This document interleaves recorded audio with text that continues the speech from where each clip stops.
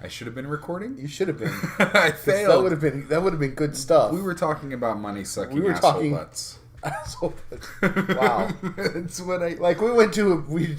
I mean, you didn't have to say... There was no we. I said it. It was all me. You didn't have to say exactly what we said, because that's weird. New stuff. I got hired and fired. You did. Yeah. Hired and fired. I was too nice for the job. Too nice for the job. Man, I'm not going to lie to you. I had a bad feeling about that job when you told me about it. Right, yeah, well... It was a hard job. You had to be a jerk, kind of. Yeah, that's not cold call sales. Cold call sales. That's hard. Yeah, that's never fun. Something else that's new in the news. I'm sure we've all seen. First, let's talk about who we are and what we're doing here. Hi, nerds! You signed on to the Nerd Accord. They know. Like, yeah, they clicked the button. Well, I mean, hopefully somebody's going to click the button. I felt we needed no introduction. I think we do. What's up, nerds? You've reached the Nerd Accord. That's Wayne. I'm Wayne. I'm Dave. He's Dave. And welcome. Yeah, the world. The world is a shitty place. The world can be really terrible. And especially men. It's true. It's true. I don't mean to laugh, but I just didn't expect that. Well, here's the thing. We try not to get too political on the show, and we don't like, but we don't like injustice. We started a show called the Nerd Accord, not like the political satire Accord, right? Not social justice Accord, yeah, right. But here's the thing, as a lot of you know, the entertainment world has been, quote unquote, shocked by something they already knew. Right. Yeah. And that was that Harvey Weinstein is a dick. And well, Hollywood in general, it's this True. Hollywood and humanity in general has been poisoned by this disgusting idea of this masculinity thing where toxic masculinity. Right. Yeah, where just because a woman looks nice means that she's inviting you to say or do things. Right.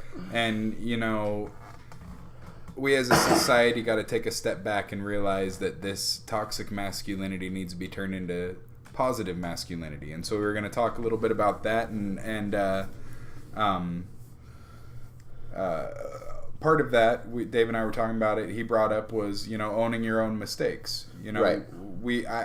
I've been guilty of saying things to women that I shouldn't have. Well, let's give a little background first. I keep jumping the gun apparently on this. Maybe I shouldn't have stuff written in front of me because I'm trying to go all linear about it. Recently, the Harvey Weinstein with the Weinstein Company that makes a lot of movies. Miramax, if you don't know. I mean, if you watch movies in the 80s and 90s, you probably watched a lot of Miramax movies. I have a bit of a cold, and I'm gonna be coughing a lot. Yeah, and Miramax, aren't they owned by Disney now? I believe so. I think so. Yeah. Anyway, Harvey Weinstein, it came out Disney will sue us if they're not really owned by. We better check on that. I need to see if I need to edit that. No, I'm kidding. No, we're fine. They may or may not be. I don't remember. If they're not, sorry. It came out recently that he has been sexually harassing women, assaulting women for decades, and everybody in Hollywood knew about it, and nobody said anything. They made jokes. They, did the locker room talk business. Right. They pulled the Trump. Yeah. Don't Trump it. Yeah. That's part of another thing is that you see it, you don't just ignore it and talk about it in the locker room later. Right. You got to stand up in the moment. Yeah, exactly. So that's what this is. That's what informed this segment of the show, is that we wanted to talk about the fact that we obviously do not support, harassment or anything like that, and we are, very pro woman, I guess you could say. I consider myself a feminist. Yeah. And actually, I've referred to myself in the past as a female chauvinist pig because of how badly I see guys, how badly I look at guys. But that's not here nor there. I don't want to be a misandrist. That's like a man hater. Yeah, it's not what it's about. But if we're gonna label ourselves, I would definitely say I'm a feminist as well. I believe in the equality right of genders as far as how we should be treated, looked at. And as Wayne said, owning up to your own shit is part of it. And yeah, we made mistakes. We're human beings. And even though this voice sounds like it could only be created by the most beautiful computer around. I didn't know whether to laugh at that or not. I've decided that's funny. Or just hit you. Yeah, it was either laugh or slap you, and I went with laugh. So, as far as that goes, we apologize on behalves of ourselves and, behalves of men.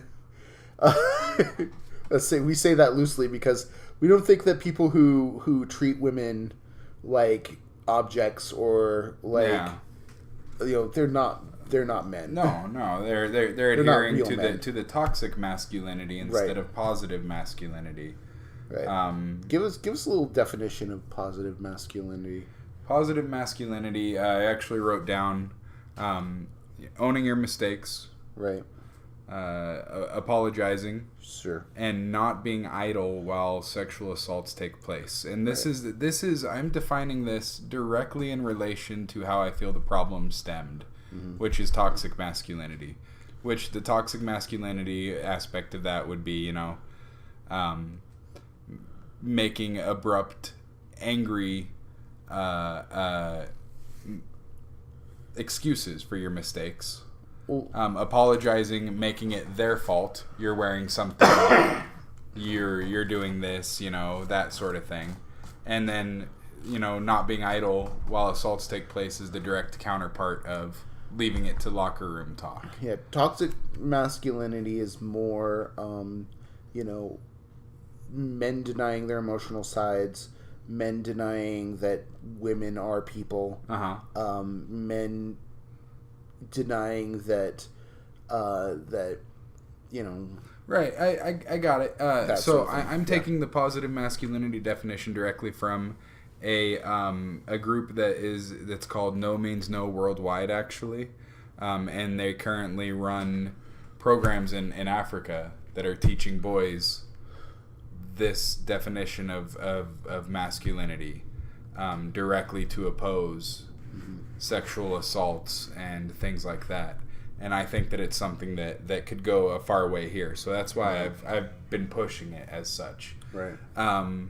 But definitely the idea of objectification in that way, you were wearing a skirt so I could grab your butt, right? That sort of thing just has got to go away. Right. I know plenty of women who want to look beautiful and dress beautiful for themselves and not for you. Right. So.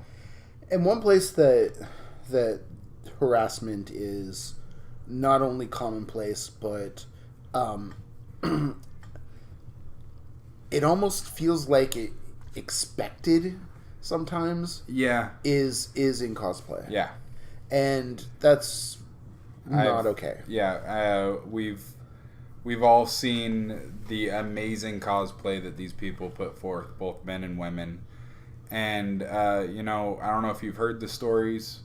I know Dave has heard the stories, but, fellow nerds out there, while you're at conventions and stuff, there are some rules that we should all adhere to for cosplayers, for safety of everybody. Right. Particularly for the cosplayers. Right. And, just because a female or male, just because a cosplayer is dressed provocatively doesn't mean that they're asking to be touched or harassed or even like stared at creepily. Like, there's a difference between admiring somebody and being a creepy douchebag. Yeah, leering and right. Yeah, totally. And one thing, everybody loves to get their pictures taken with cosplayers. Sure. Consent. Yeah. As you come up to the cosplayer, talk to them about whether it's okay to take the picture. Talk to them about how they want to take the picture. Yeah. And a lot of times these people will say, hey, well, we can stand like this. I can take my cosplay weapon and do this thing, or, pose whatever you want. But don't just go up and expect that you're going to be able to hang on them because they're your favorite sexy character. Right. That's not how this works. That's not how any of this works. Consent is really the word of the day. As far as this goes. Pee-wee's back on Netflix, and the word of the day is consent. Right, exactly. He really is back on Netflix. There's a new Pee-wee show on there. Yeah, I haven't seen it yet. Neither have I. But that's something we have to check out for later. Make a note of that. Paul Rubin was arrested in a porn theater back in the day. This is true. But he was only touching himself, so that's it's a little bit different. I mean, we weren't there. Right. Anyway, that's totally off topic. Sorry. Consent. Bottom line is no matter what you do, get consent. If you are even like, I've even gotten to the point where even friends that I know casually or that I hug on a regular basis. Yeah. I'll even ask just to give a quick, can I get a hug or can I give a hug? Yeah. Just to get that consent, because there are times when sometimes even somebody you hug all the time is just like, I just don't feel like being touched right now. Yeah. And you got to respect that. Consent. And respect. And respect the if it's no, respect it. Yeah. Yeah. It seems to be like super easy, and I don't understand why for some people it isn't. Well, you also have the other end of the spectrum. I mean, we don't have a devil's advocate in this case where we have some conservative guy screaming, well, she's sexually assaulting me with the way she looks. I can't contain myself. That's what they say. That's literally what I've heard a pastor say, that women sexually assault men when they dress provocatively. That's because I can't control my jumbly bits. No, you can. That's complete and utter bullshit. It is. Because your reaction is on you. Totally. Your reaction is not anyone's... The only thing you can control in the world is you. Yeah. Yourself, your reaction. How you handle a situation, how you react to a situation is all on you. So douchebags who claim that they sexually harassed or assaulted a woman because of how they were dressed or whatever bullshit reason that they... That's... Okay. I'm gonna get like ranty angry here in a minute. Well, I mean, that's what's got to stop. Yeah. That idea, that perspective, and it's not. The sad part is that we're not going to change the people that are already doing it. What we can do is we can change the future generations. By no means somebody listening to this who thinks that it's okay to grab a cosplayer's butt is going to change their life because of it. But the fact of the matter is that somebody listening might talk to their kid about it. Right. And that might stop something in the future. Right. And that's what we need to do. We need to make sure that we are putting forth an air of knowledge about this. We need to and openness. Right. And then maybe we can make it better for the next people. For the next group of nerds that come through. And if you see something, say something. Like that, you know what? That is actually the propaganda slogan for the communists during the Cold War. See something, say something. Don't let the Reds get in your town. If you see something, say something. Well, don't let the perverts touch the nerd ladies. If you see something, say something. The Nunda ladies. Or any of the ladies. You know who would be really mad if somebody broke consent and was told no and they still touched somebody? Who would that be? Either one of the ticks. Oh, Lord. That was a terrible segue. But, yeah, let's get into something else. A bit Before more. we get angry about it, you all know our perspective now. Yep. And if we're going to mark this off the list. Educate yourself. That's the bottom line. Educate yourself, consent, respect. Tick v tick. Yeah, you know... we watched a couple more episodes. Right. You thought we forgot. No, we haven't forgot. We're still doing the tick v tick because... in the room. Don't forget. So one thing I want to point out real quick is that the platform we've been watching the old Tick series on, the Patverse. It's totally legal. It's not showing them in the same order. It's not, yeah. That they originally aired, and that's fine. It's something about maybe the station that it's streamed from. It's the order that they aired it in. Possibly. Because a lot of times this website streams from Canada, Sweden, right. North Korea. Not North Korea, I'm kidding. I don't think the Tick would be shown in North Korea. And that's fine because the Tick, the original live action television show, it didn't have like a running plot behind it. It was more sitcom than arcing story. Right. It was less about the superheroing and more about what happened between adventures. It was more the Seinfeld of the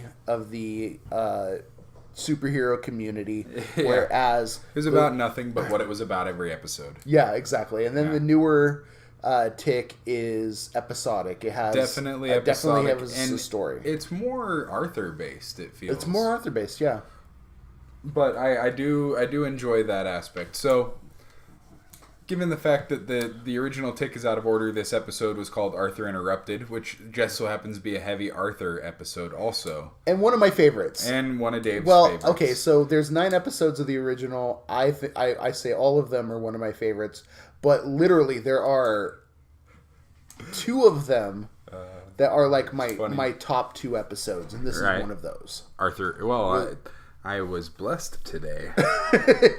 That's fantastic. So why don't you give a review of Arthur Interrupted, and then I'll give a review of the new Tick, because you never saw the original series. I never saw the original series. I haven't seen the I've seen the new stuff, and Dave is now watching the new stuff. Right. So so would that put me as new Tick versus the old Tick, and that's your old Tick versus the new Tick?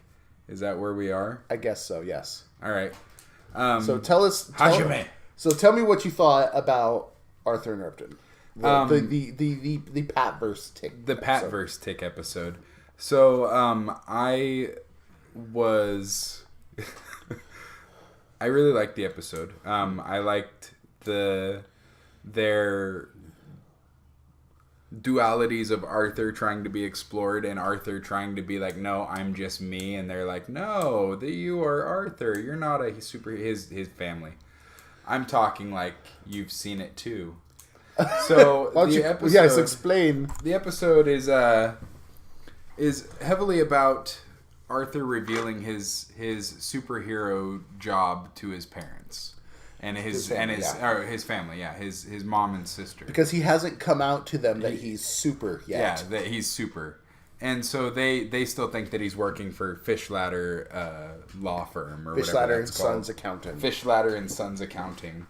And so he sets up to meet his family in a restaurant that is specifically for the superhero clientele, and of course they think that they're crazy people, and it seems like it tried to play with the whole, like it was almost like it was a gay bar thing, and it was coming out that he was gay and that he was trying to be in a setting that's more familiar with that identity of himself. Right. The episode really did have a lot of parallels to people who come out as homosexual. And that was one of the bits of this episode. And so them, being his family, opposed to the idea of superhero life, or in this allegory, being gay. Well, it's like there was a there was a scene. He's insane. Yeah, there was a scene when it was Dot and Arthur's mom, which I don't think we ever got her name. I think it was just Arthur's mom. That was her birth name. they go to I think it's called the Happy Panda or something like that. It's a Chinese restaurant, right? And it's like a superhero restaurant, right? And they even have a sign behind the wall that says, behind the bar, that says, "We serve superheroes." And so they're sitting there. They'd ordered some food and whatnot, and this superhero comes in, sits at the bar, and the mother looks at Dot and she goes, "Oh yeah, is this one of those places?" Totally, yeah. It's like is this one of those gay bars? Not one of those gay bars, is it? Is this one of those super bars? Super bars. That sounds like what I eat for breakfast. Okay. Delicious. Super bars. You get them from Costco in bulk. So, of course, they being the concerned family, because their family member has come out as super, sets up an intervention. Mm-hmm. And the sub story, the tick and the toilet.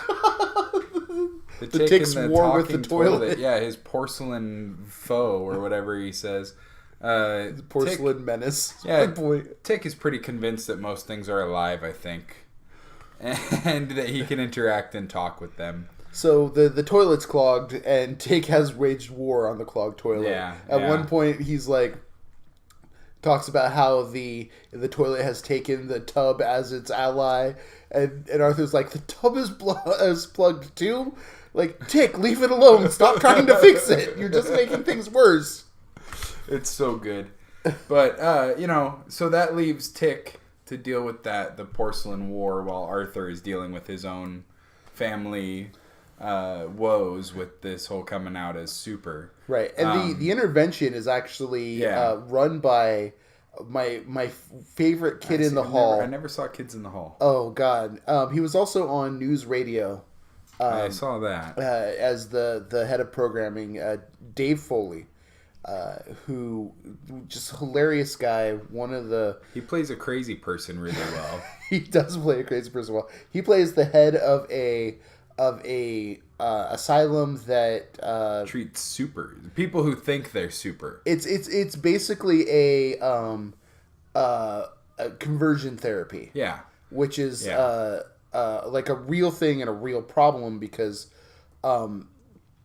conversion therapy for gay folks, it's usually a abusive, like super traumatic, violent, super traumatic thing that really does Wayne just dropped his rock, and now it's rolling really across cool waveform, though.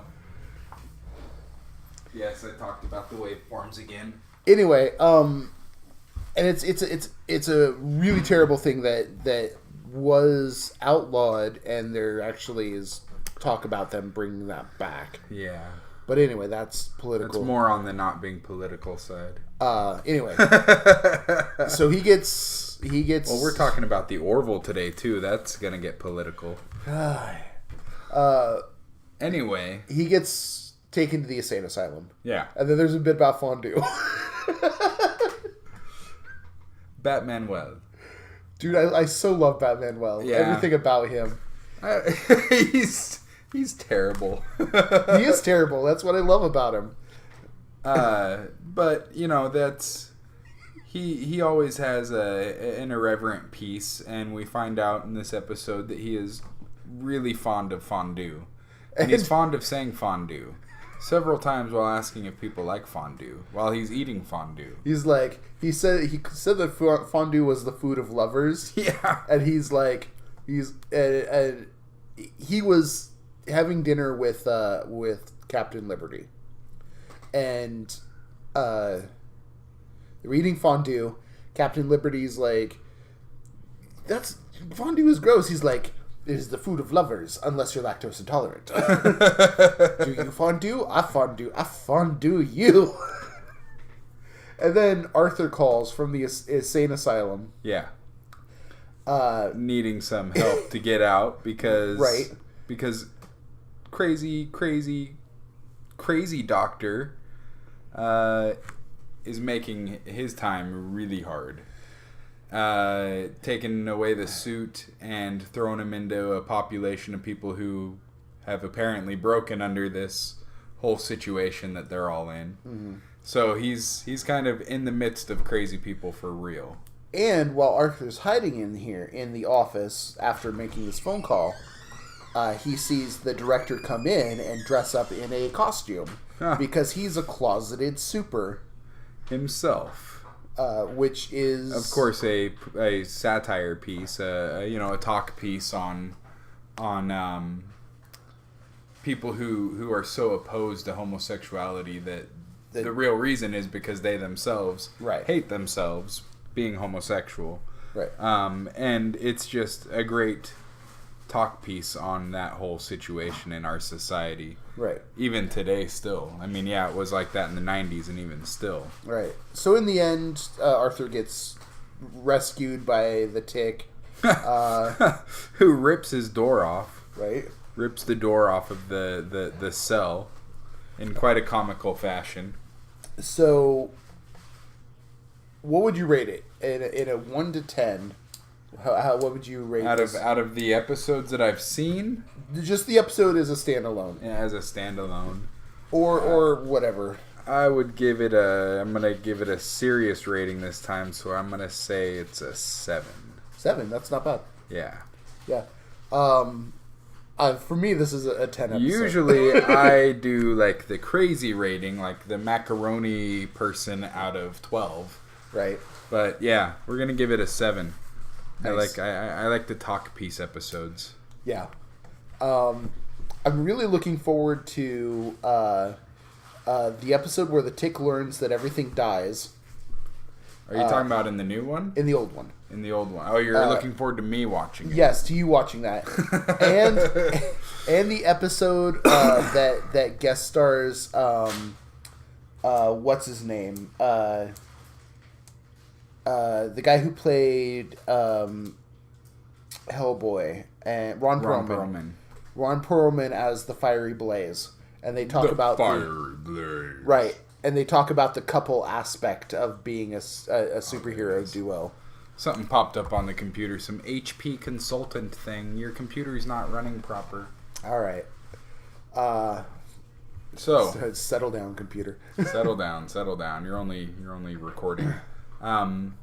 So your episode of The Tick. I don't remember the title. What was the title of that? I don't remember the title. I don't think it showed the title. We're gonna title it Cleveland.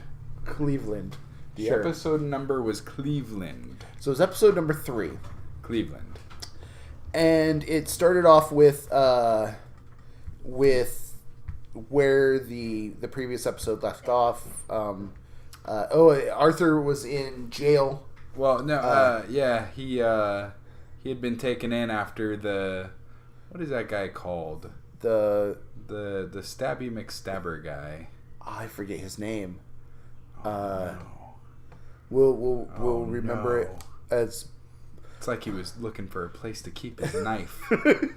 So that's how Arthur this Punisher the archetype in the previous episode had killed everybody who was the pummeler.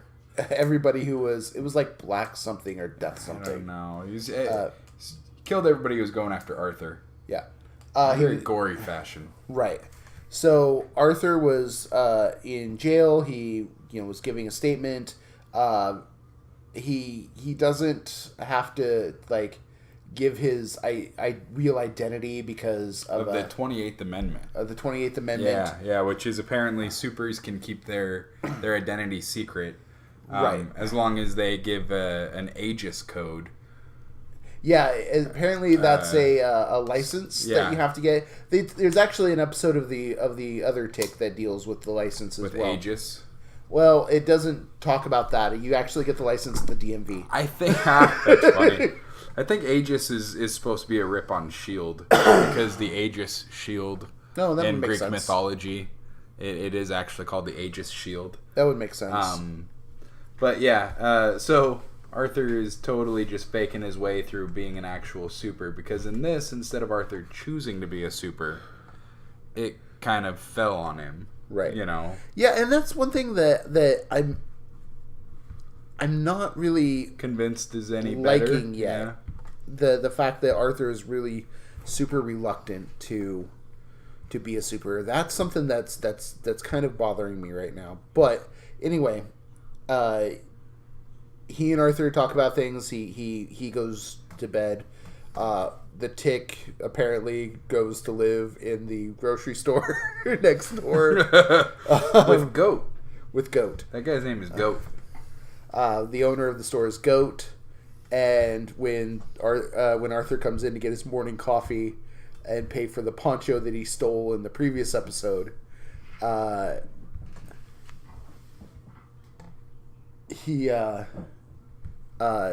sorry, there was just a very weird noise outside that we were checking out. It's Mom doing something. I don't know what she's doing. Oh, she must be watering plants or something.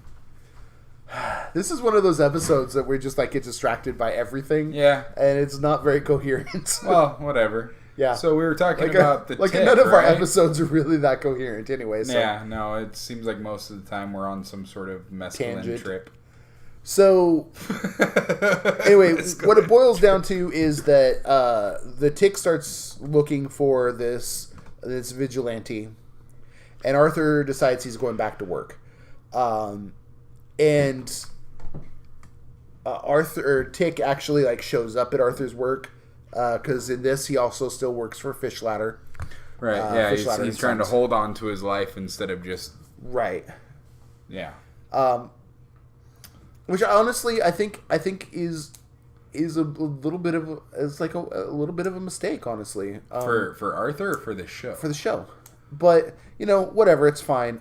It's just a different take on the character. Yeah, and I still like the character, and I still think it's fine. I think that they're also doing that to show more of a struggle for the character of Arthur, more growth, because he's trying to fight being a super for so long. Right. And so it's, they're really putting him more of the centerpiece. Yeah. I think. So, in this episode, it's revealed that the Tick doesn't really know who he is. He doesn't remember anything past when he first met Arthur. Before. Yeah. Anything before meeting Arthur. All he knows is he's the Tick, and he's a hero, and he loves justice, and he hates villainy. And that's it. And he needs Arthur's brain. It makes me wonder if actually if Arthur really is a super, and that his superpower in this was creating an unbeatable superhero. See, that's actually out of his mind. That's actually what I was wondering too. Because what if he had actually created the Tick? Totally. Because that's the Tick first shows up just kind of out of the blue. Yeah. And there's on that first episode, it shows him, Arthur sleeping as a kid, and his nightlight is calling to him repeatedly. The blue nightlight. Right. Arthur. Yeah. Arthur, there's injustice in the world. Yeah. And it's like it was almost like it was a personality that he created in himself when his dad died. Back from the Flag 5 getting killed by the Terror. So he's almost with like weaponized syphilis. He's almost like the Hulk then. I'm kind of feeling like that. Yeah, in that he created a stronger persona, but in this case, instead of turning into that persona, he created it as a new being entirely. Yeah. That's interesting. I'm thinking that might be the case. Anyway, yeah, and then the anti-villain shows up, tries to... Oh, yeah. The anti-hero, the anti-villain. The anti-hero, the Punisher archetype, which we could look it up, but we're not going to. We're evidently we're just going to call him glued to the seat. Black Death Face Black Man. Death Face Man. Black Death Face Man shows up and attacks Arthur. He's like, "Oh, give me the suit," because he's after the suit. Everybody's after the suit. It's all about Arthur, what he has, who he is. But earlier in the episode, the suit was taken by Lint. Miss Lint, the electric lady, who broke into his apartment again and knocked him out and then stripped him. Gave him a brain tase. Right. Yeah. Took the costume for herself. For whatever purpose. And it ends with the Tick being thrown out the window. Well, one thing is that I don't ever remember the Tick being hurt. His antennae have always been sensitive, even in the cartoon. I don't remember that. I do. Huh. Even in the cartoon, his only weakness is if somebody like yanks on his antenna. And Mom just handed us a note. No passing notes in class. That says that my niece is coming over. Are we about done? No, we're not going to be done for about another hour, I think. Because we literally just started. Angela's coming over, so if you hear the door opening in a bit, that's going to be her. So we are recording in the lovely living room of the house where, whatever. Anyway. Some honking outside. I thought somebody was going to get smeared on the sidewalk. So this is very what would you rate of Tick v Tick? So this Tick, of the 3 episodes that I've seen so far, I think this one's actually my least favorite. Yeah. It just felt very slow. It kind of did feel like a filler. Plotty, yeah. It was just like a filler episode.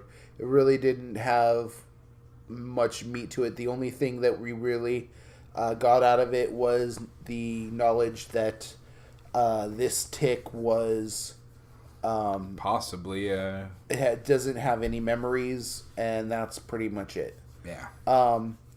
I think that it was a fine episode, so out of 10 I'd probably give it a 5.5 to 6. But the thing of it is that I like the fact that it's a story this time. An ongoing overarching story. But it almost doesn't feel right. Because everything that we've seen from the Tick before, from the cartoon series to the previous live action, from any comic that I've read, it doesn't really have that overarching story. I'll tell you another thing about it. A problem is that if they're creating this show with an overarching story, it always feels so forced if they continue on. Like if they continue past that initial story. Say the initial story that they figured was for 2 seasons, and then it's really popular, and then it continues on. If they didn't have that, we can have, like the old show did, how it had a sitcom feel. We could have sitcom-y episodes, right? And then to branch the overarching Well, it's story. like with it has a shelf date. It has an expiration date. Well, it's like with X-Files. When Mulder left, like they had actually done what they considered to be the finale of the series, and then Fox is like, "Hey, you're renewed for another season," and they're like, "Oh crap! Now what do we do?" And they ended up doing like 3 more seasons. They brought in T-1000, right? And they did like 3 more seasons, and Xena, Warrior Princess. Oh yeah, yeah, she was in it too. Oh, okay. Yeah. I thought you were talking all of a sudden about the show Xena Warrior Princess. No, she was. We're talking about that? Let's go. T-1000 and Xena showed up. I like Gabrielle. I do as well. So it's a thing. It's a redhead thing. It's a redhead thing. So yeah, I'm liking it. I'm liking this new series so far. Uh-huh. I'm not 100% sold on it yet. And I don't know that I necessarily will be, because I have such strong nostalgic feelings for the original live action. But this series has something that the original live action did not. Yeah. And that is a second season. Dun, dun, dun, dun. A second season has been announced, and they have started showing previews for it. And there was apparently a big spoiler because Arthur in the previews I kind of ruined that, actually. Is kidnapped by the Terror.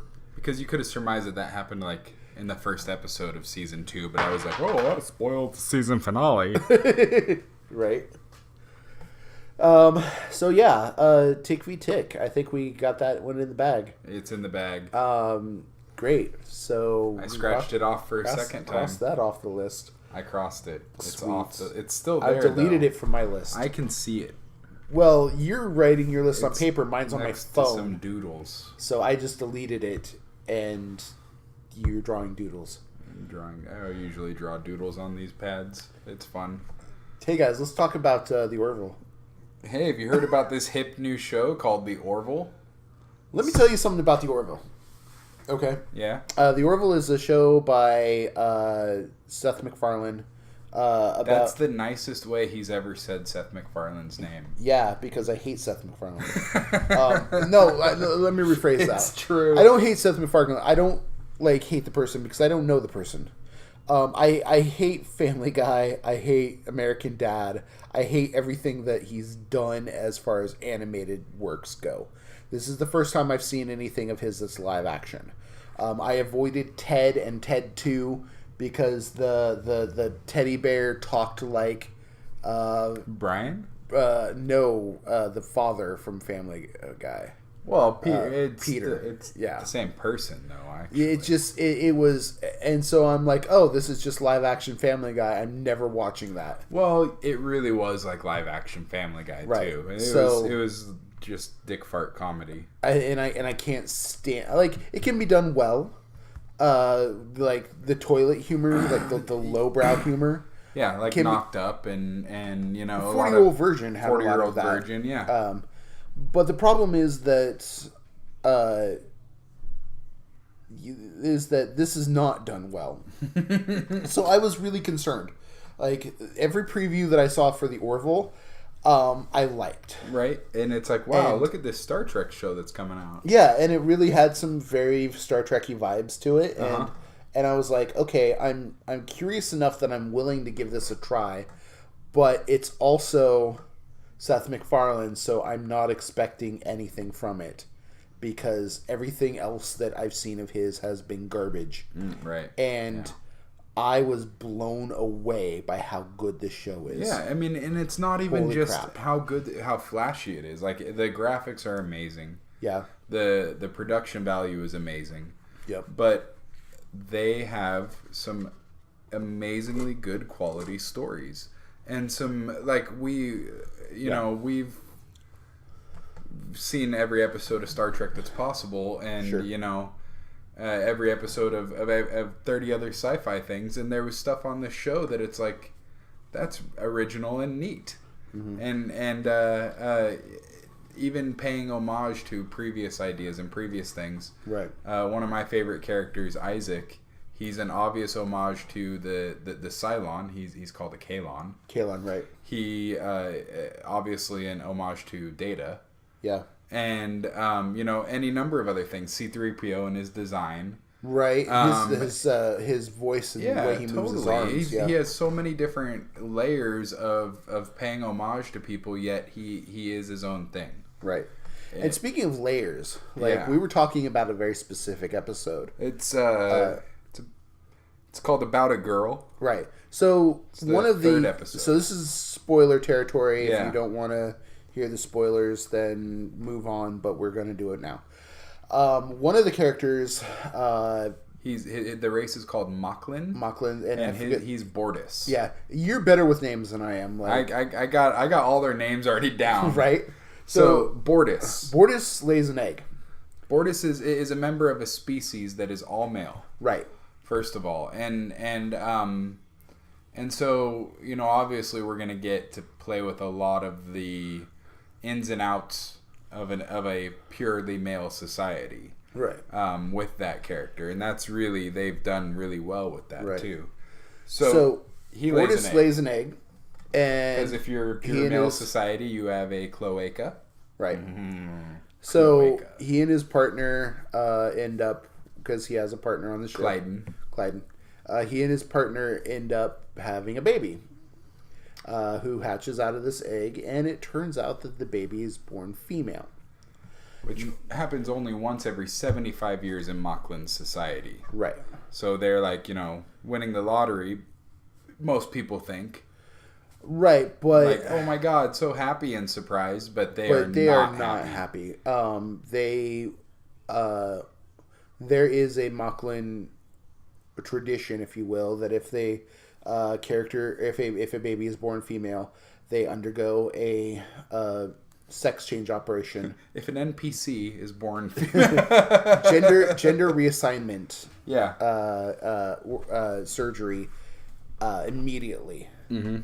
And it's considered immoral to not do so. Right. Bortus goes and talks to the ship doctor. Ship doctor's like, fuck no, I'm not doing this. Completely shocked. Yeah, completely shut him down.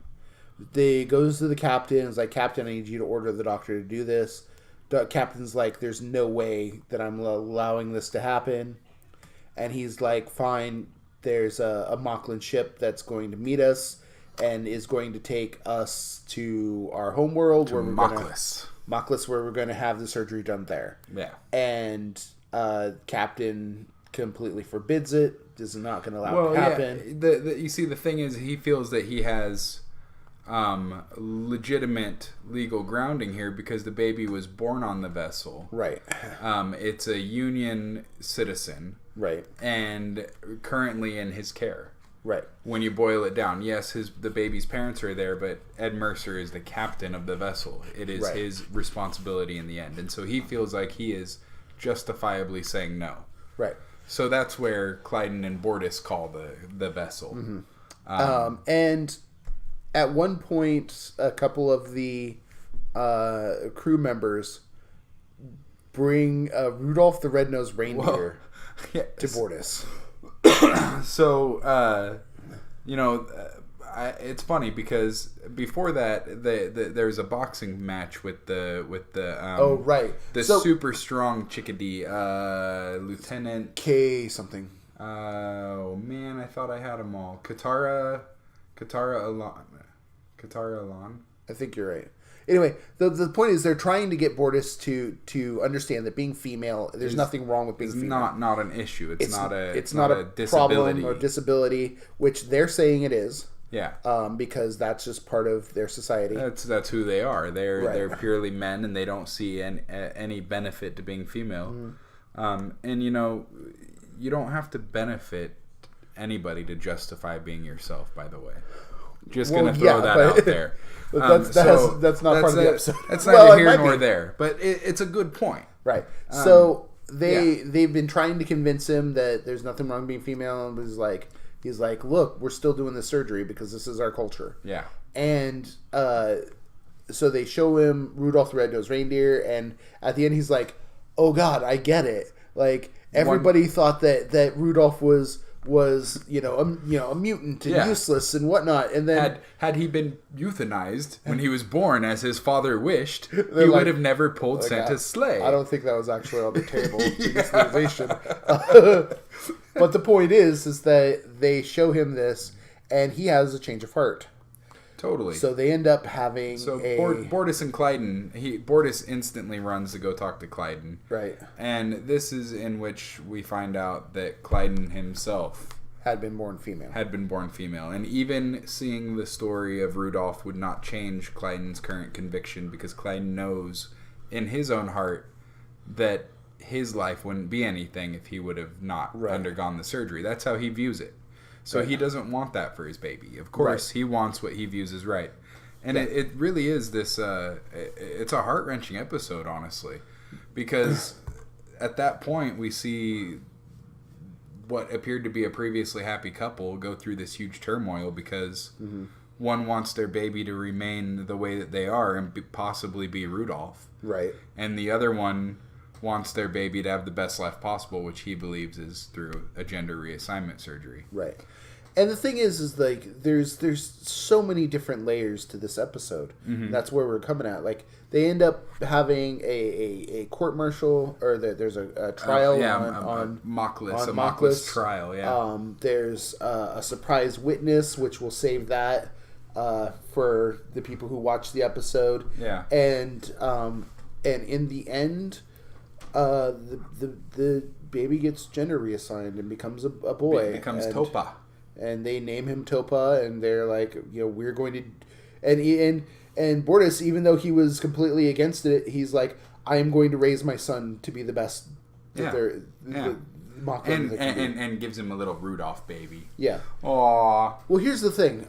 This episode, like, it touches on so many things. Like, the main one that I saw was, is it right for us to push our cultural morals on another culture? Right. Like, is it right for us to say what is right for them, even though we think it's something that's horrible and disgusting?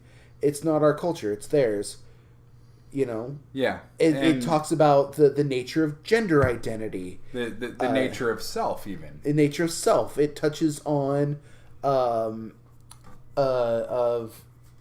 was a couple of other things. How badly you can, maybe not necessarily how badly, but yeah, how badly you can affect things if one group of people has the power. Right. Because this is one group of people has power on that planet, because there is only one group of people. Right. So there is no feminine views. There is no feminine ideals, I guess you would say. And the fact of the matter is that cuts out half of the ideas that are possible. So that's like that's all there is to it. Really big, deep subjects that they handle in like a half-hour episode. Yeah. And just really well written into this story.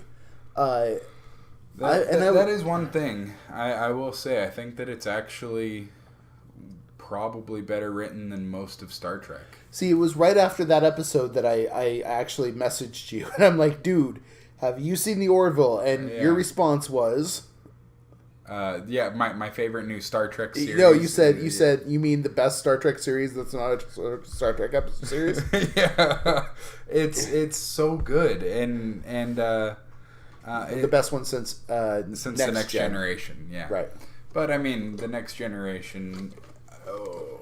It has a special place in my heart. So even though I rewatch it and make fun of it, it's still the best.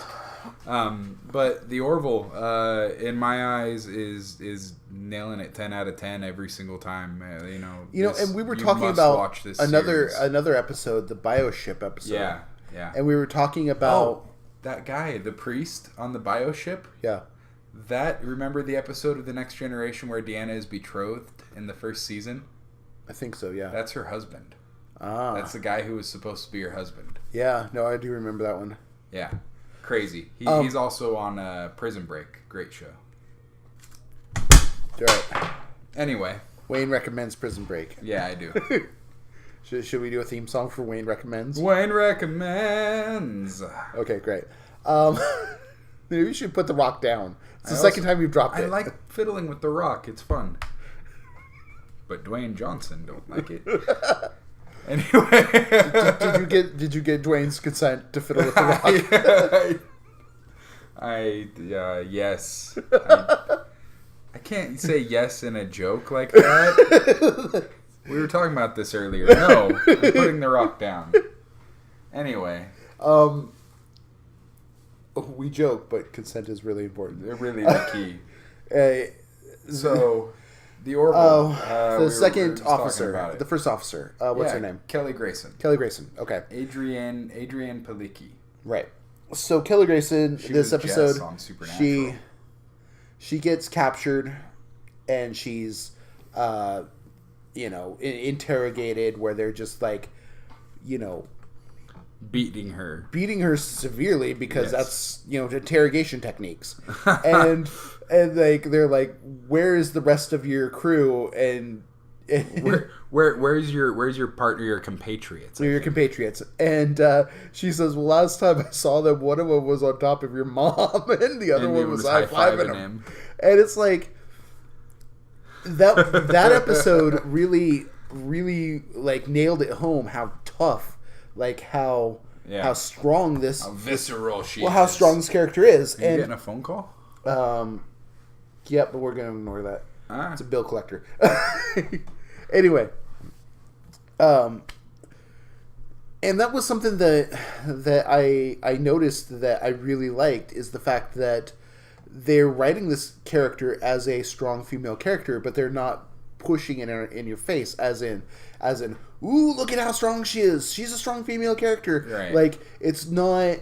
It's woven into the story. Well, what I'm trying to say is it's not done in a way to try to, like, see, we've got this strong female character as this part of the show. She's so strong and she's so female. Instead, it's just who she is. Yeah. She's just a strong female because she's a strong female, not because it's a necessity of the plot or it's done as a political statement or anything like that. It's just done because it's who she is. Well, and Adrian Palicki's just good at playing that character too.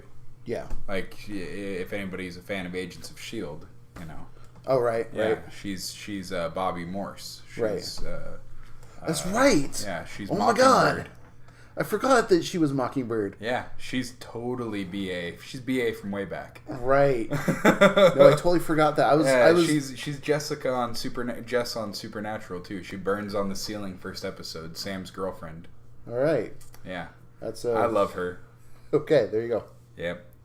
But yeah, the Orville. It really is a fantastic show. I need to watch Star Trek Discovery because I keep saying how good the Orville is and how it's a new Star Trek show. I haven't seen And Discovery either. I need to watch Discovery. I actually saw a fan theory the other day said that is Star Trek Discovery in the Mirror universe, which would make a lot more sense to me. No, it's not supposed to be. Well, I don't know. Anyway, so we haven't seen it yet, and we'll discuss that Into a Mirror Darkly when we actually see it. Right. So the Orville's off the list. Check it out if you haven't checked it out. Seriously, it's really worth watching. Really good. If you're a fan of multiple types of genres, you could still like it, in my opinion. Right. It's funny. It's wow, we're heart-wrenching. talking a lot about Fox properties today. We are. That's true. Like, because we're going to talk about The Gifted now. Yeah. Which is also a Fox property. Fox is nailing it on the TV. And I was talking about this earlier. It just goes to show, because the Orville and Family Guy, which you may not notice this because you may not watch it enough. I do not watch it. They are always ripping on the conservative side of politics. And, so is the Orville now. And they're on Fox, right? Where, Fox News is Fox News. We all know about. Anyway, so The Gifted. Oh man, this is not a stellar episode. This is a great episode. This is my favorite episode. We've got like you just said this is a great episode. Now it's my favorite. We've got like four things down that we've talked about, and it's 58 minutes in. Yeah, we've actually done pretty good. I mean, that's fair. You're still playing with the rock, though. We've sat there and talked about how much we hate Batman versus Superman for 2 hours before. Which we still haven't actually posted that episode. Well, maybe that's because that one is god-awful. We didn't even watch it. We did watch the movie. Fuck that movie. Okay, anyway. So, The Gifted. Hate Ben Gifted Affleck. is a Fox X-Men property. Mm-hmm. Set in a world where the X-Men and the Brotherhood, and they even mentioned the Mutant Underground, or the Mutant Liberation Front. Mutant Liberation Front. Yeah, MLF, which is Legion. Yeah. Yeah. They're like, yeah, we don't even know if these guys exist anymore. Yeah. We don't know anything. Well, the creators behind the show said that it is more connected to the X-Men universe by ideas than by continuity. Which, okay, if you read X-Men comic books, that kind of is like the comic books. Yeah. Like, the continuity is so not there. True. It's so far in disarray that making a comic book and slapping the title X-Men on it and having characters that are doing something completely different than they are in 4 other issues is pretty normal. That's true. So, I mean, having Blink in it does not necessarily directly connect it to X-Men Days of Futures Past. Right, and it also has Thunderbird. Polaris in it. Polaris, Thunderbird.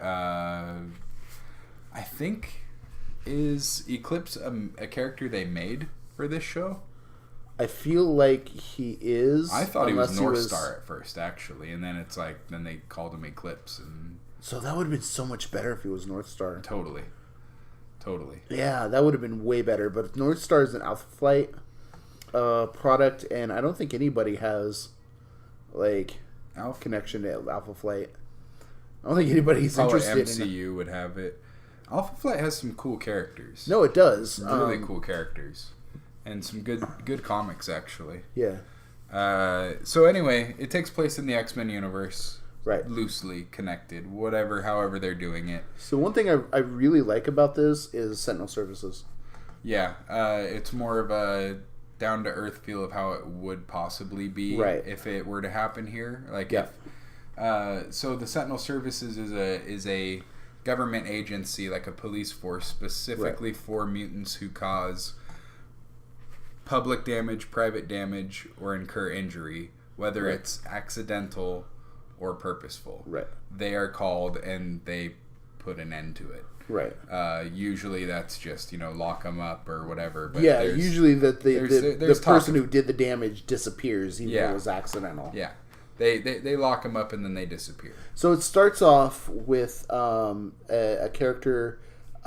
His last name is Strucker. Strucker. Yeah. And I wondered about that, but I think that they I think honestly Fox pulled it out of a hat.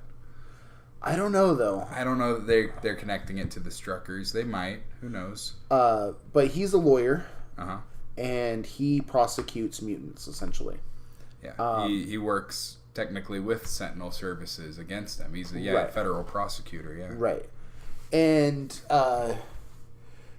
we find out in the first episode that his 2 kids, he has a son and a daughter, older daughter, younger son. I mean, we're not going to go into too much spoiler there, but finds out they're mutants. Right.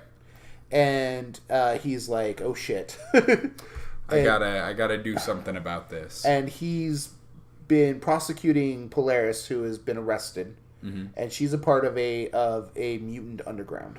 Somebody like a underground railroad for mutants. Exactly. Getting mutants out of the country, away from Sentinel Services. Right. And it's run by a group that we're introduced to more and more of them. Like at first, I thought it was only 3 or 4. Yeah, but there's actually it seems like there's a ton of huge people number there. of them.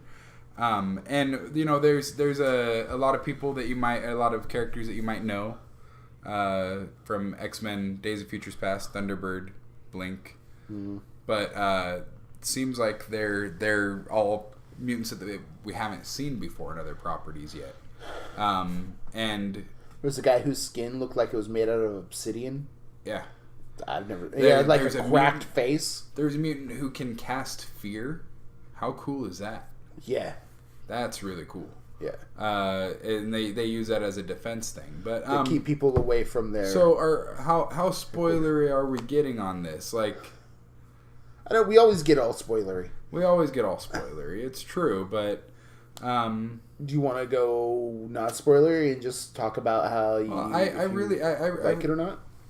I don't know. It don't matter, but I do feel like it is a really great a supplement to the X-Men universe. Just as good as Legion, but Legion was a totally different style. But I mean, it's really Legion. Great. I'm looking forward to Legion season 2. Yeah, Legion was just a game. Like I was going to say something else, but it there really are kids who listen to the show. There are? No, probably not.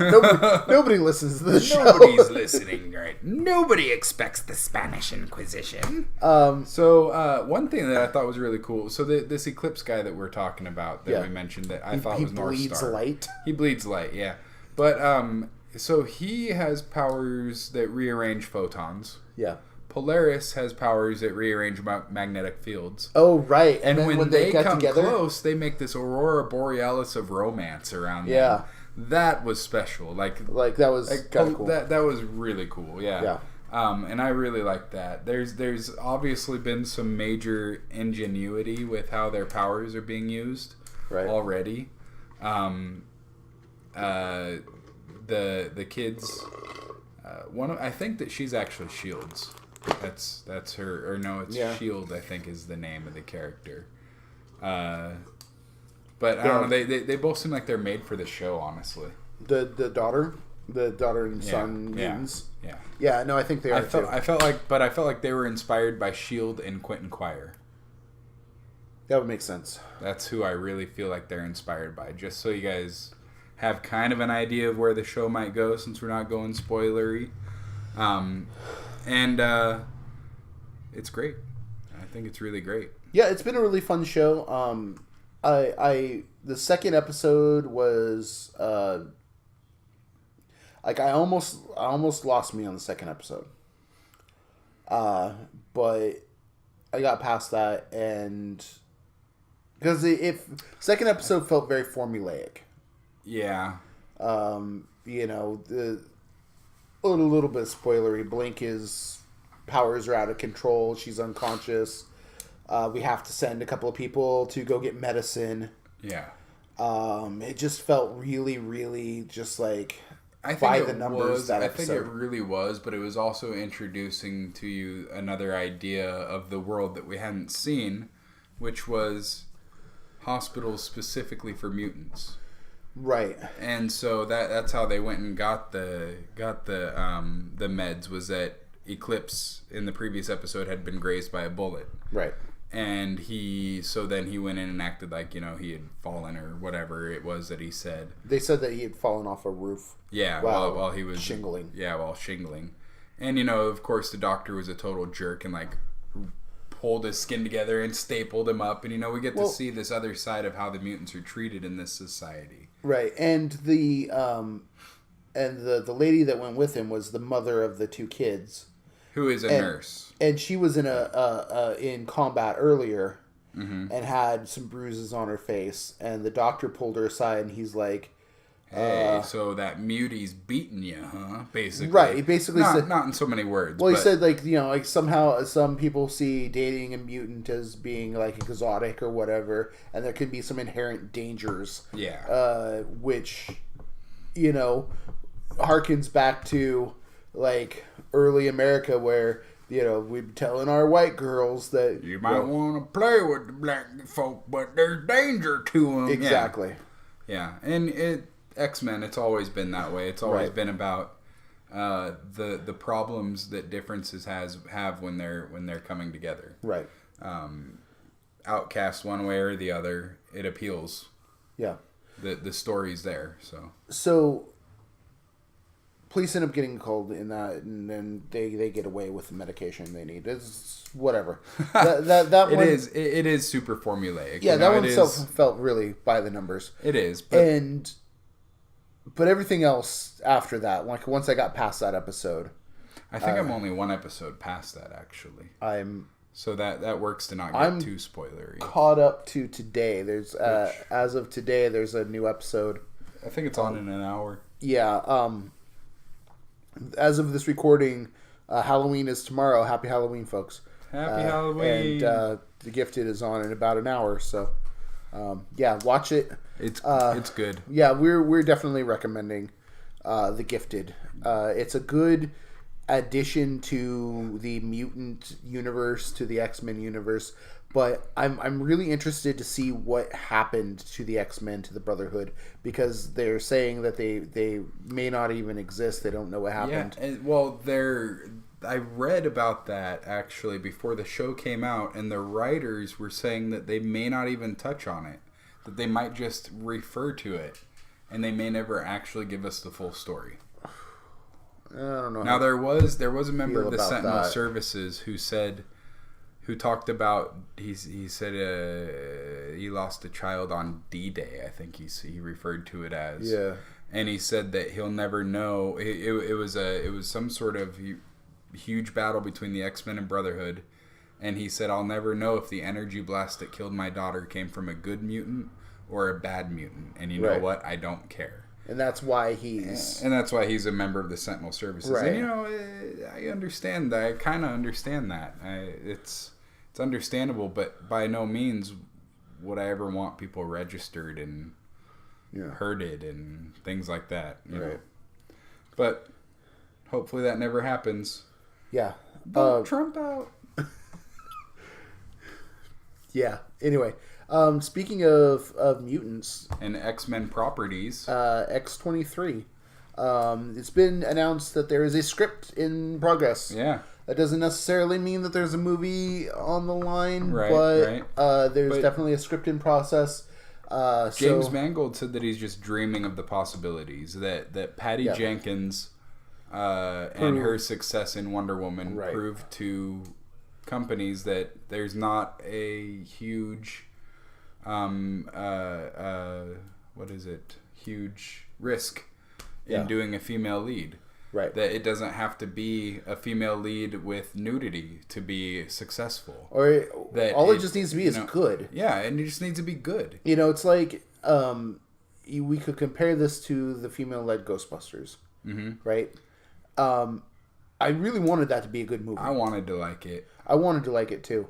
And it was a terrible movie. Yeah. It had some moments that were fun, but it was just a badly written movie. It was just a badly directed movie. It was just a bad movie. Whereas Wonder Woman was a good movie. Yeah. And that's fine. Wonder Woman, Patty Jenkins, speaking of Wonder Woman, she said that there are no alternative scenes. That she filmed no alternative scenes. That she that her image was so concrete in what it should be that she was able to film the movie as such. No. That's almost too bad, because I was hoping for an alternate God of War scene where at least they tried to cover that janky face of his, where it's like with that ugly ass mustache, where he really looks like he's like leading you on a safari. Right. God, I hated that mustache. Anyway, let's play a game of Jumanji. Right. And then, it's, if you write a good movie, it doesn't matter. Like if you write a good story, and if you direct a good story, then it doesn't matter if it's a male lead or a female lead. Like if it's a gay lead or attire. Yeah. And you could your lead actor could be attire. There is a movie like that, actually. Is there? Yeah, it's a car tire that goes around and kills people. There's also a movie about a bed that kills people. I forget the name of it, but Patton Oswalt has a bit about it. I think it's called Deathbed, the bed that kills. And it's a haunted bed. It's the last time you'll ever sleep. It's a haunted bed that kills people who sleep on it. Yeah. What will they think of next? And this is it's an old movie. He's like, sorry, we're sidetracking. Tangent. He said, I can't understand. Like, I don't know which is worse, the fact that this movie exists or the fact that or he said no. I can't think of what's worse. Either somebody just like whipped this movie out in a night, or somebody was like really grinding on it and had to work through and like you just watch the bit. It's funnier if you just watch it. Anyway, So yeah, X-23 is something that is coming up, and or possibly coming up, and we were going to talk about another note from Mom, which says they're not coming over tonight. Thank you, Mom. You can actually talk to us. It's okay. Huh? You can actually talk to us. It's okay. Hi, everybody. Mom says hi. Well, yeah, but so with the X-23 movie coming up, we Possibly have, coming up. Wait, There's possibly coming up. Nothing's set yet. It's with still the script being written. the script has been written or being written. So, and what hopefully are that some means a things movie. you would like to see? Yeah, I would like to not see an adult Laura. I'd like to see the kid that we had. Mm-hmm. It's going to take Daphne Keene. Daphne Keene. It's going to take a couple of years, so she's going to grow up a little bit, Right. and that's fine. Mm-hmm. But I want to see her as X-23. I want to see. You know what I want? I want her and that group of kids, that group of mutants that escaped into Canada. Totally. I want that to be New Mutants. I want them to be X Factor. Have you seen X Factor? Yes. Have you seen the previews for the New Mutants though? I didn't know there were previews out yet. Dude, after this we're watching that. So I'd heard that they were trying. What they were wanting to do was the New Mutants as like a mutant horror story. I'm wondering if at first I was appalled by the idea, but actually I read into it more. And no, I'm totally down for it. It seems really great. It's just I'm wondering who the horror, because there's a lot that could be the Brood. I think it's Arcade. Ooh, they could do it South style. I think it's Arcade. Yeah. Oh, yeah, that would be interesting. From what I read, because I think Arcade. I think Arcade actually premiered in New Mutants. It's either Arcade or Mojo. I have a feeling, but I don't think it's going to be Mojo. Yeah. Anyway, but those are the two that I feel like would do that sort of scheme. Right. So yeah, X Factor. I want totally. this to be. They should be X Factor. Yep. I want her and the other kids in Canada being X Factor. Being X Factor. Yeah. That's what I want. That would be marvelous. Yeah. It's funny that you say that you don't want an adult Laura, because I would like to see a almost a side-by-side piece movie where we still have Daphne Keene, but we also have an adult Laura, and we have a side-by-side story where it's running as her as a child running with X Factor. Yeah. And then eventually it's showing also these things that are set up here as a child that cause her as an adult in the future to be sent into the past before Logan died. And then be the adult Laura can be in current movies, and we can still have the child Laura, Daphne Keene, in the future. So I want a movie that introduces a way for adult Laura to come back and introduce us to a child Laura's life in the year 2030 whatever. Yeah. And then have an adult Laura in 2050 whatever come back to 1990 and be with the X-Men. But that's wishful thinking, I think, on my part. Super wishful thinking. I mean, I like that because I like the idea of, because Hugh Jackman's done. He doesn't want to do Wolverine anymore. He's been doing it for a very long time. He did a great job, and I can understand wanting to be done, wanting to move on to something else. Yeah, like he doesn't want to be the guy who is Wolverine his entire life. The amount that he puts his body through to be Wolverine, though, also. Yeah. I mean, he becomes truly a monster of a man, and also he's full-time battling skin cancer. I mean, I don't know if y'all realize that, but he's gone through several surgeries. Oh no, I haven't even heard of that. He's full-time battle pretty much. He's getting sections of his face that have been mastatized, the tumors or something like that he has to have surgery done almost yearly. Metastasized. Yeah, yearly he's having surgeries, and he says that it's really difficult to do everything and then be able to keep up with that. You know, be able to keep up with everything. That's insane. But he's a consummate performer. He gave us the best overall the best performance of any comic book character come to life. Oh in yeah, my opinion. yeah. No, he's the he gave us Logan. Yeah, which is the best. Yeah, the best X-Men movie, probably best superhero movie, ever definitely made. the best mutant movie. Yeah, yeah. I actually argue for it being one of the best movies ever made. Period. I actually heard something recently that it was filmed specifically to be watched in black and white. Like, yeah, they released it black and white afterwards, but James Mangold filmed it specifically to be black and white. See, I wish they'd... And I kind of want to watch it, but then I also don't want my soul to be ripped apart again. And if it's that much more profound... I think it would be. Then I think I might die. I think it would be. Because, I definitely want to see it in black and white. I got no qualms with telling you that I cry through that entire movie. There's several scenes that just tear me apart.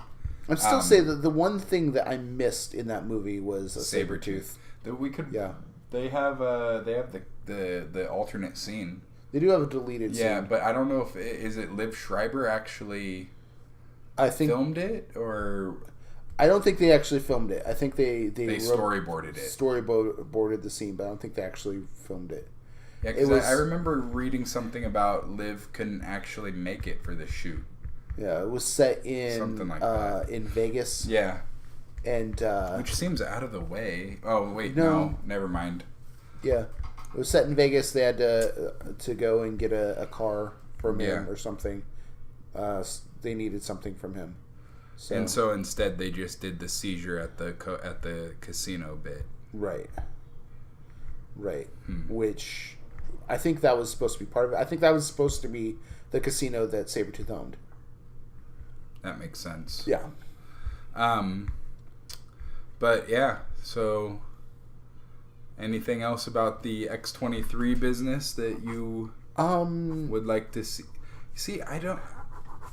Oh, Laura and Warren Worthington III are an item in the comics, or at least were last time I saw. That would be kind of... Except for they ruined Angel so badly with the... in Apocalypse. Yeah. Like they did a shit job with that character. Yeah. That I don't actually want to see him again. In the comics, they kind of and Warren Worthington III, I'm sorry, but he's a dirty bird. He's a dirty bird. He was banging an 18-year-old Paige Guthrie in the air over her family. Like he grabbed her. They're at her family farm. Would this be in the 80s? No, this was in the 90s. This was, Generation. This was recently. Paige Guthrie is from Generation X, which came out in early 2000s, or late 90s, early 2000s. All right. And crazy. He picked her up. They flew into the air above her family farm with all of her family standing out in the yard, and then all of a sudden you see her dress falling down, and it lands like on her mother's head, and she's like, I don't want to see this, and she turns around and walks back in, and like, fly up high enough, nobody will see it. I'm just saying, he's a dirty bird. So the young Warren that came from the past came to the future. He was powered up by something in the Guardians of the Galaxy crossover. What was that? The obelisk or the black? It's a mini game on Puzzle Quest sometimes.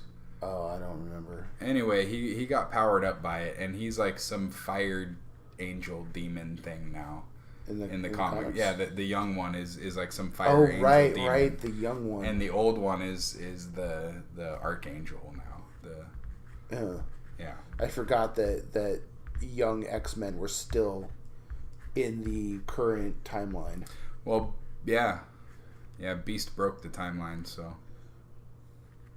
I don't know if actually they never actually resolved that, as far as I know. No, because, they never. I think Secret Wars popped up, and then they did the whole incursion they're thing, and it doesn't matter. They're still there.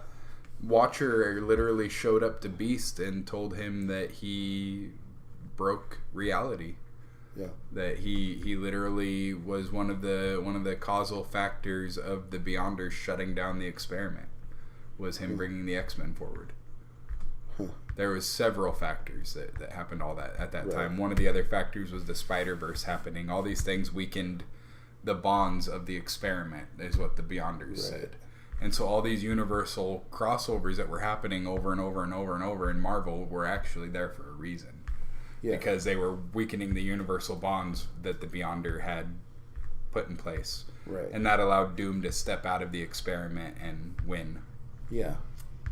Which Doom is the man. So is that good? Yeah, I think we have a show. I think we've got everything that we wanted to talk about. Yeah. And I think that we're pretty much done.